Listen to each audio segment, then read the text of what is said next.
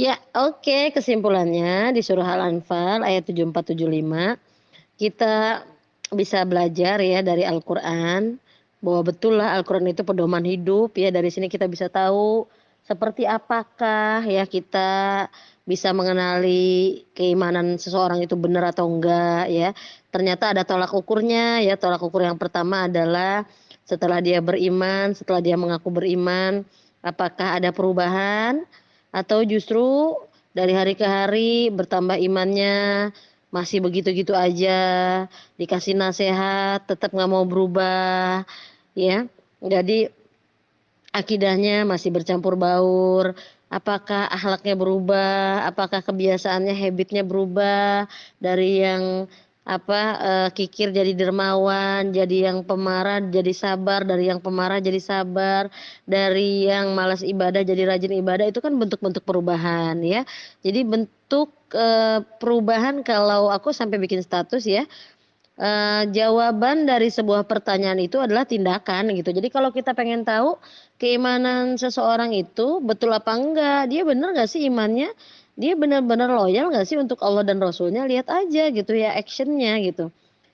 Berubah nggak dia gitu, atau dia semakin paham, semakin banyak temennya bukan semakin baik tapi tambah nggak baik misalnya. Semakin paham tapi kok semakin bukan menjaga hubungan tapi merusak hubungan misalnya, nauzubillah ya. Jadi dari situ kita bisa melihat tolak ukur, kok dia dari yang tadinya, suka senyum tiba-tiba jadi manyun. Nah berarti kan ada yang error, harusnya dia dari yang manyun ke senyum, bukannya dari senyum malah jadi manyun ya kan. Itu kan aplikasi gitu, bukti bahwa iman kita tuh sungguh-sungguh dengan apa, dengan, membuktikan perubahan yang signifikan ya.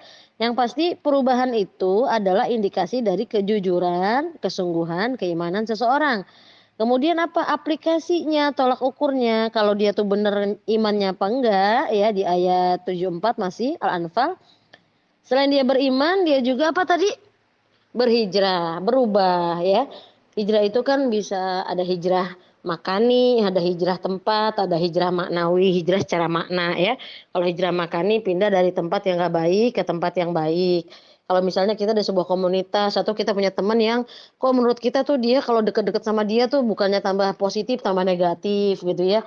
Bukannya saling lapang misalnya atau tambah baik kok jadi nggak baik. Nah itu mendingan kita hijrah aja dari teman-teman yang kayak gitu, karena kalau kita nggak bisa mewarnai, akhirnya kita akan terwarnai. Makanya prinsip dalam pergaulan adalah yakhtalitun walakin yatamayyazun. Silakan kamu mau berkumpul, berbaur gitu ya, bercampur baur dengan siapapun, tapi yatamayyazun, kamu harus tampil beda, punya keistimewaan. Jangan sama dengan orang lain. Artinya dalam bergaul pun kita harus punya prinsip hidup. Jangan sampai kita di sini oke, di sana oke, misalnya. Ya, lain depan, lain belakang, ini kan yang bahaya ya. Jadi kita bercermin nih, di sini dikasih panduan, bercerminlah dari persahabatan persaudaraan kaum Muhajirin dan Ansor. Bagaimana mereka sangat memuliakan saudaranya, bagaimana mereka sangat tulus dalam bersaudara ya. Jadi menjaga hubungan baik dengan saudara pastinya ya. Sampai sedemikian rupa pengorbanannya. Tadi udah aku share ya penjelasannya untuk bisa lebih detail dibaca. Dan kemudian apalagi ya kita bercermin lagi nih dari orang-orang terdahulu ya kaum Muhajirin dan Ansor. Salah satunya apa? Mereka tuh kaum Ansor tuh ketika kaum Muhajirin baru hijrah, mereka saling berlomba-lomba memberikan pertolongan, berlomba-lomba memberikan tempat tinggal, bahkan tadi yang aku share ya sampai berlomba-lomba untuk berbagi istri gitu ya kepada Abdurrahman bin Auf ya kan. Tapi tadi orang-orang Muhajirin itu mereka juga punya sifat yang mulia, mereka juga punya sifat mulia yaitu Isar, suka mendahulukan orang lain. Kaum Muhajirin dan kaum Ansor, kita belajar dari mereka tentang makna isar. Isar itu artinya mendahulukan orang lain. Makanya tingkatan terendah dari persaudaraan adalah lapang dada. Kalau kita tidak bisa lapang dada dengan kekurangan saudara kita, itu udah iman terendah. Tapi kalau kita bisa sampai isar, isar itu mendahulukan kepentingan saudara kita daripada kepentingan kita. Kita bersabar untuk tidak berusaha meminta misalnya atau tidak berusaha mengambil hak orang yang lebih butuh, kita berusaha memberikan kepada yang lebih butuh, itu namanya isar. Jadi tingkatan iman tertinggi itu adalah isar. Jadi kalau teman-teman udah bisa isar, bisa mendahulukan kepentingan saudara, kepentingan sahabat daripada kepentingan pribadi, itu udah cakep banget ya. Makanya apa tadi, tolak ukurnya.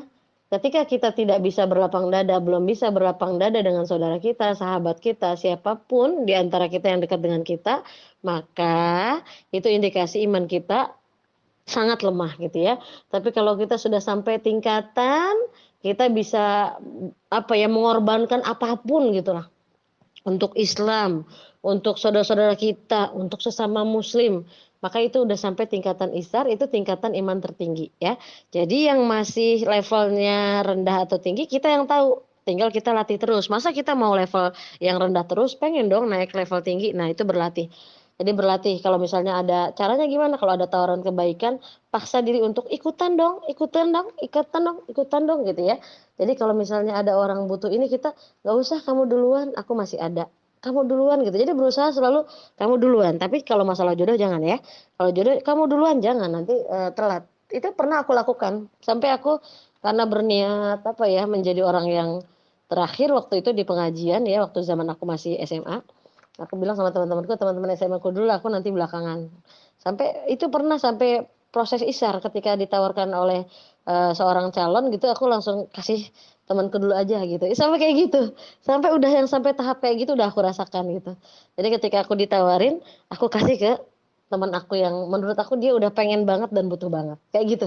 Dan itu kenikmatan luar biasa. Jadi ketika kita sudah bebas tidak memikirkan diri kita, itu insya Allah ya Allah yang akan menjamin dan mengurus hidup kita. Disitulah kita sedang melatih seberapa yakin kita dengan pertolongan Allah. Makanya kita belajar bercermin dari kaum muhajirin dan ansor ya, bagaimana mereka menolong ya, menolong saudaranya dengan begitu cepatnya, dengan responsifnya, kemudian rela memberikan rumahnya, bahkan apa yang dimilikinya yang paling berharga, kemudian apa, itulah apa indikasi imannya benar. Tapi tadi ada balasannya, tenang, untuk mereka yang sudah melakukan tolak ukur tadi, mereka akan mendapatkan ampunan dan rizki yang mulia. Ya, semoga manfaat, dan yang pasti orang-orang yang beriman juga berhijrah dan berjihad bersama para pendukungnya, bersama orang-orang yang soleh ya, insya Allah dia termasuk bagian dari mereka. Insya Allah, innallaha bikulli syai'in alim. Sesungguhnya Allah Maha mengetahui segala sesuatu. Don't worry, nggak usah khawatir ya.